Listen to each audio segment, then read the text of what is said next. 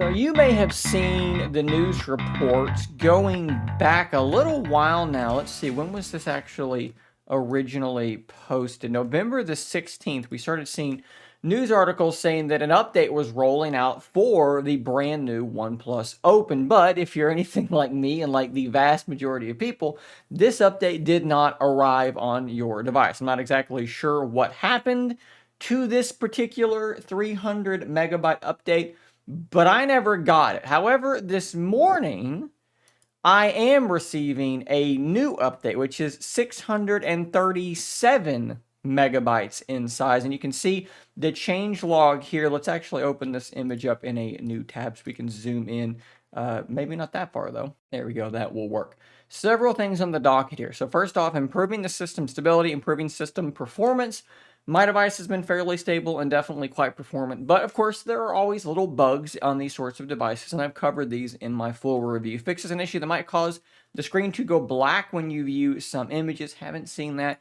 We get the November security patch, so good. We're up to date for the most part. I guess it is technically December now, so we're a little bit behind, but we're pretty close to being up to date. Here are a couple, though, that I think are big that I've been seeing complaints about. So one, improving the stability and expands compatibility of Bluetooth connections. So again, that is a pretty big one for some people. I've been seeing complaints that they were having some connectivity issue with their Bluetooth devices. I think I had my earbuds cut out for like a second, I think once on me when I was walking through a parking lot, earbuds in, phone in pocket. So maybe that's a bigger thing for some people. Hopefully that is now addressed.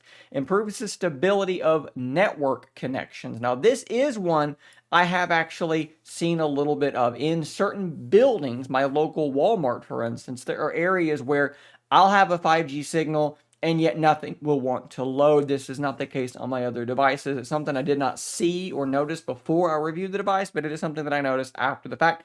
Hopefully this is now addressed. As far as the camera goes, you can now set a specific exposure value in photo mode. We'll take a look at that specifically here in just a moment. But notice, this is 637 megabytes, whereas this update was 300. Now, this update prior was also supposed to improve stability and performance. It was supposed to fix a slow response issue that might occur when you tap and hold a friend's profile in WeChat.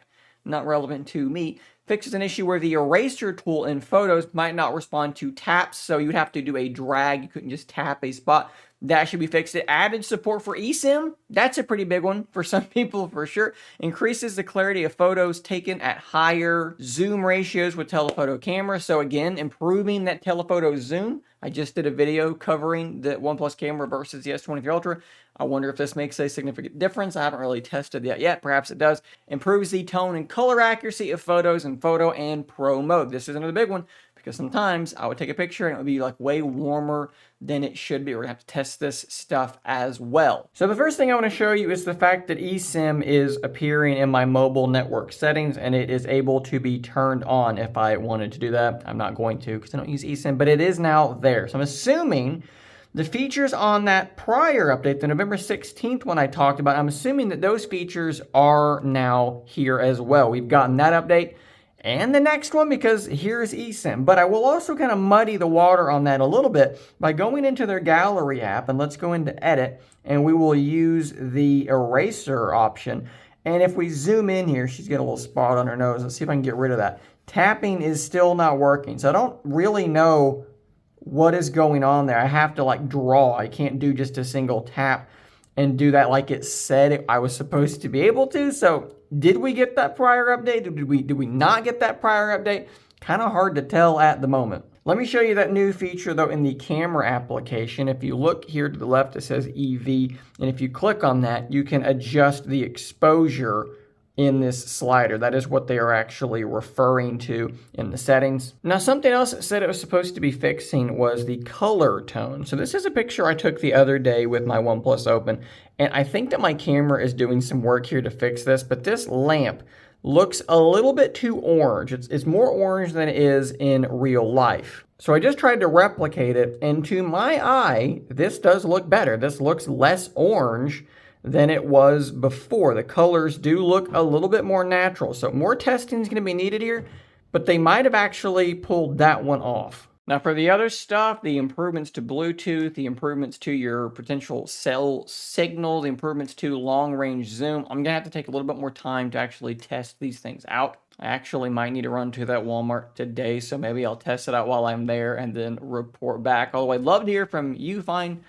folk, how that's going for you. Have you seen those problems? Does it seem like it's fixed after this update? Let me know and let everybody know in the comments down below. You should be able to go and download this update right now. If you can't find how to do the update, because it's kind of weird how they like almost hid it on this phone. I'm showing you on screen now exactly where to go to do this update. So guys, thanks for watching. Subscribe for more content just like this. And until next time, stay nerdy.